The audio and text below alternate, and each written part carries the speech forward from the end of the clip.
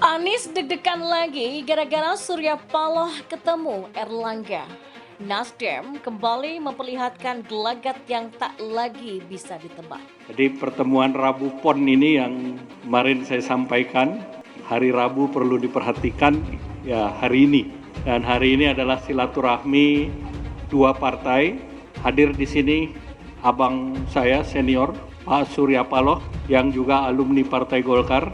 Beliau ini 43 tahun di Partai Golkar, sehingga tentu komunikasi dan silaturahmi antara Partai Golkar, saya dan Pak Surya Paloh, komunikasi selalu terjaga dan ini sudah menjadi komitmen bahwa dalam politik memilih jalan, tetapi komunikasi tetap berjalan lancar. Jadi terlepas apapun juga kekurangan satu sama lain, tapi modal kebersamaan, catatan sejarah, saling pemahaman. Nggak salah dibilang alumni Golkar, ya itu memang benar adanya. Jadi prioritas. Kenapa nggak beri yang lain? Yang lain kita memang baru mencoba. Apakah perlu akan mungkin bergabung dengan KIP? Ya sama-sama mungkin KIP juga bergabung sama Nasdem kan? Dan semua harusnya partai-partai koalisi pemerintah memprioritaskan suasana yang kondusif.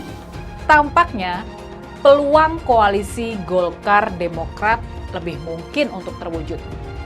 Kalau bisa ini terjadi, maka Surya Paloh akan tampil ke depan dan berpidato. Padahal di dalam hati mungkin dia ini nanti akan merasa lega.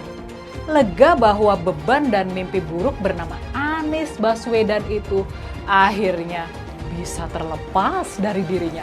Bisa jadi inilah yang sedang dan akan terjadi. Ya, usai Demokrat dan PKS mendukung Anies, harusnya Nasdem merasa lega. Tapi entah kenapa, Nasdem seolah ada rencana lain yang bikin gregetan.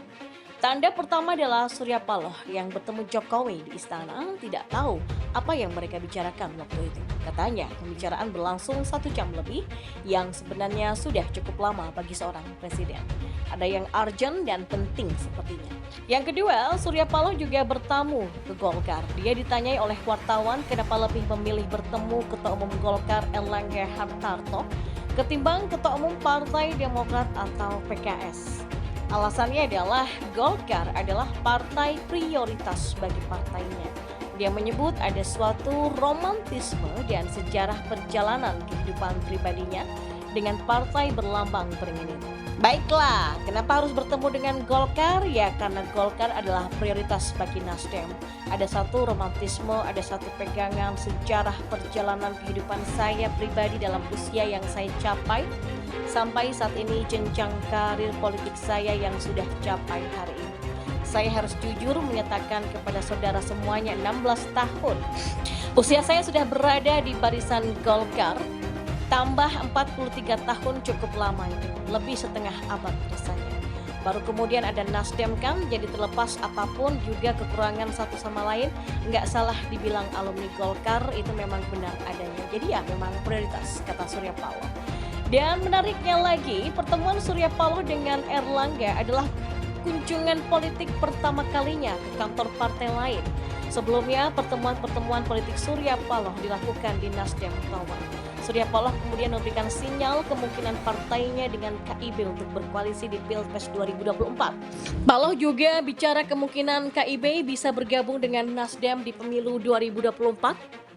Ya memang agak ruwet sih, padahal saya pikir Nasdem akan langsung saja mengajak Demokrat dan PKS usai keduanya mendukung Anies. Tapi Nasdem malah masih melirik partai lain sebagai rencana cadangan.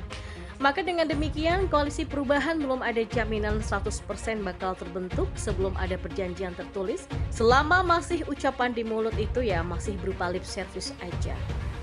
Saya punya analisis kenapa Nasdem ini kembali membuat gelagat yang tidak semestinya dilakukan. Kuncinya mungkin ada di pertemuan antara Jokowi dan Surya Paloh tadi. Ada kemungkinan Nasdem sudah sadar bahwa Anies tidak begitu menjanjikan seperti perkiraan awal. Nasdem tetap jeblok elektabilitasnya meski sudah berbulan-bulan mengusung Anies. Artinya Nasdem menjadi kartu mati. Anies tetap santai saja karena dapat untung. Nah, tujuan Nasdem mengusung Anies hanyalah agar Nasdem lolos ke Senayan. Faktor lain hanyalah alasan untuk kamuflase